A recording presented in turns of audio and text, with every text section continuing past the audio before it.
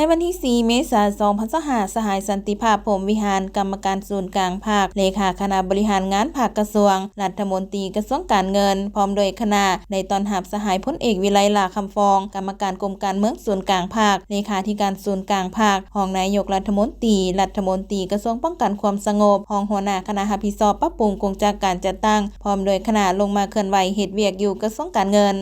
ในกองประชุมได้รับฟังการผ่านมติของคณะบริหารงานศูนย์กลางภาคฉบับเลขที่ 03/คลสพลงวันที่ 12 มีนาคม 2025ว่าโดยการปรับปรุงโครงการจัดตั้งพร้อมนั้นยังได้รับฟังการผ่านมติของสภาแห่งชาติฉบับเลขที่ 05/สพสลงวันที่ 20 มีนาคม 2025และคำแนะนำของคณะปรับปรุงการจัดตั้งฉบับเลขที่ 465/คลสพลงวันที่ 27 มีนาคม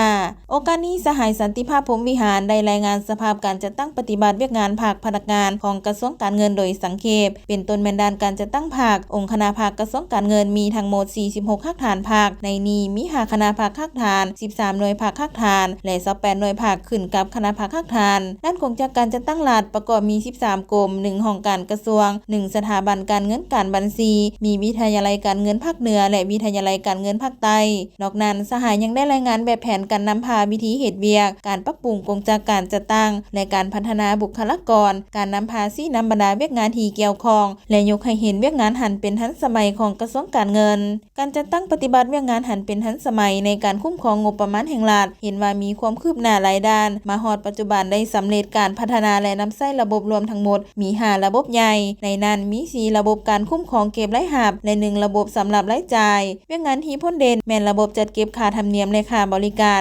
และระบบคุ้มครองการเก็บอากรจากการค้าดิจิตอลระบบคุ้มครองการเก็บรายรับจากอากรที่ดินในกองประชุมยังได้รับฟังการโอ้ล้ม4ทิศเยืองทางจากสหายพลเอกวิไลลาคำฟองเพื่อสืบต่อเอาไปพันขยายและจะตั้งปฏิบัติเข้าสู่เวียกงานตัวจริงอยู่ในแต่ละของเขตเวียกงานให้มีผลสำเร็จตามระดับคาดหมายที่วางไว้